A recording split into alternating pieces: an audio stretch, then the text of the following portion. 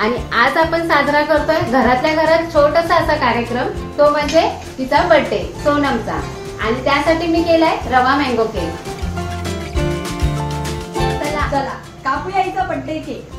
Happy birthday to you, happy birthday to you, happy birthday dear Sonam, happy birthday to you. मस्त spongy रवा mango cake. अरे हा तुला पण खरवायचं आहे का? मला एवढं टेम्पटेशन झालं। तुम्ही सुद्धा सोनमला वाढदिवसाच्या शुभेच्छा खाली कमेंट बॉक्स मध्ये देऊ शकता। आम्ही नक्की तिच्यापर्यंत पोहोचू आणि ती तुम्हाला उत्तरं सुद्धा देईल। आत्ताच आम्ही सेलिब्रेशन केलंय आणि तुम्हाला आता लगेचच घेऊन जाते परब किचन मध्ये मँगो केकची रेसिपी दाखवते।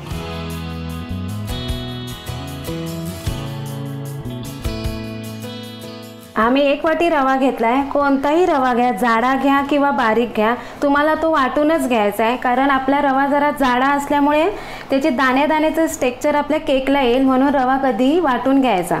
कोणताही रवा घेतला तर तुम्ही 1 वाटी घ्या आणि हीच वाटी आपल्या सगळ्या साहित्याला घ्यायच्या।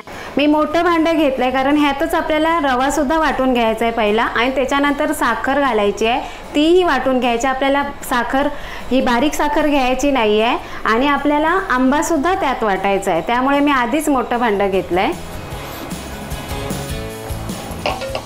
रवा आपला पिठासारखा छान बारीक पावडर झाली आहे, जशी चमच्याला लागली त्याच्यावरनं समजायचं की आपल्याला रव्याची पावडर झालेली आहे। त्याच वाटीने मी जे रवा घेतला त्याच वाटीने मी साखर घेते। आंबा जास्त गोड असेल तर तुम्ही आवडीनुसार कमी जास्त करू शकता। हा मी आंब्याचा पल्प घेतलाय, हा मी वाटला नाही, आंबा चमच्याने काढून घेतलाय, जास्त पिकला होता, आणि हा हापूसचा आंबा आहे।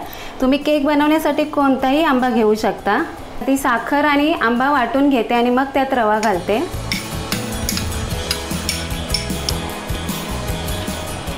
मस्त आंबा आणि साखर यांची पेस्ट तयार झाली आहे। मी त्याच वाटीने पाऊण वाटी तेल घेतलंय, तेल थोडंसं कमी घेतलंय, मी वाटी फुल भरून नाही घेतली आहे। तुम्ही केक करत असाल तर रिफाइंड ऑइलच घ्या, तुम्ही स्ट्रॉंग असं तेल घेऊ नका, जसं शेंगदाणा तेल आणि आपलं राईचं तेल हे घ्यायचं नाही, आणि सोयाबीन तेल सुद्धा त्याला वास येत असतो, आपण रिफाइंड ऑइलच घ्यायचं। त्या जागी तुम्ही बटरचाही वापर करू शकता। तेही आता मी ह्या मिक्सरमध्ये घालून घेते। आता ह्यामध्ये आपण रवाही घालून घेतोय। जास्त फिरवलं नाही आहे मी, थोडं मिक्स करण्यापुरता। बघा आपलं मिक्स झालं आहे तेल, रवा आणि आंबा आणि साखरेचं मिश्रण। आता हे आपण एका बाउलमध्ये काढून घेऊया। हापूस आंबा घेतल्यामुळे माझ्या प्युरीला छान असा ऑरेंज कलर आला आहे, मला दुसरा असा कलर टाकायची गरज नाही। त्याच वाटीने मी दूध घेतलं आहे, पण हे मी थोडं थोडं घालणार आहे, एकदम सर्व दूध घालणार नाही आहे। अर्ध वाटी दूध ठेवलं आहे मी। आता हे छान मिक्स करून घेऊया दूध। तुम्ही चमच्यानेही फेटू शकता, आणि तुमच्याकडे जर असं फेटायचं हे भांडं असेल त्याने सुद्धा फेटू शकता। जास्त नाही फेटायचं, आपल्याला दूध मिक्स करायचं आहे फक्त। हापूस आंबा घेतल्यामुळे कलर टाकायची गरज नाही, आपल्या बॅटरला छान रंग आलेला आहे, आणि इसनही टाकायची गरज नाही, कारण सुगंध छान येतोय हापूस आंब्याचा। हे एवढं पातळ बॅटर झालंय, मी थोडं दूध ठेवलेलं आहे। आता हे अर्धा तास आपण झाकून ठेवूया। अर्ध्या तासानंतर बघूया आपला बॅटर कितपत घट्ट होत आहे। आपण अर्ध्या तासासाठी बॅटर तिथे ठेवलं आहे केकचं, तोपर्यंत आपण ह्या केक टिनला तेल लावून घेऊया।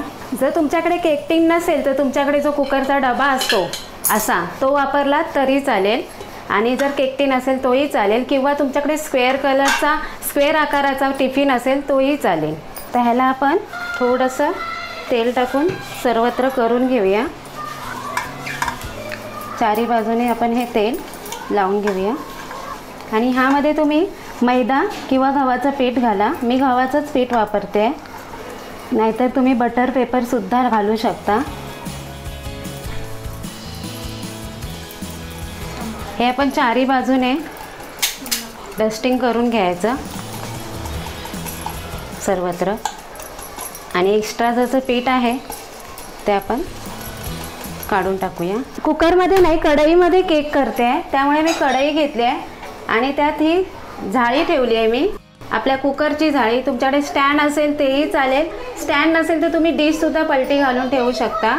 अर्धा तास झालेला आहे. आपलं केकचं बॅटर बघूया, मस्त फुलून आलेलं आहे. आता ह्यामध्ये मी थोडंसं दूध घालणार आहे. मी ह्यामध्ये बेकिंग सोडा घालणार नाही आहे. 1 आणि पाव चमचा मी बेकिंग पावडर घेतलेली आहे आणि त्यावर मी आता थोडंसं दूध ओतते. आणि बेकिंग पावडर घातल्यावर आपल्याला जास्त ढवळायचं नाही आहे, फक्त ती सर्वत्र मिक्स झाली पाहिजे एवढंच आपल्याला ढवळायची आहे. त्यासाठी आपण आधी पूर्वतयारी करून ठेवायची. आता हे आपण त्या केक टीनमध्ये ओतून घेऊया. बॅटर असं रिबणीसारखं पडलं पाहिजे, जास्त पातळही नाही जास्त घट्टही नाही. पातळ झालं तर आपला केकमध्ये बसेल आणि जास्त घट्ट झालं तर केकला क्रॅक पडतील. आपल्या बॅटरमध्ये कुठेही गुठळ्या नाही आहेत. आता हा 2-3 वेळा असा टॅप करायचा, कुठे एअर असा राहायला नाही पाहिजे.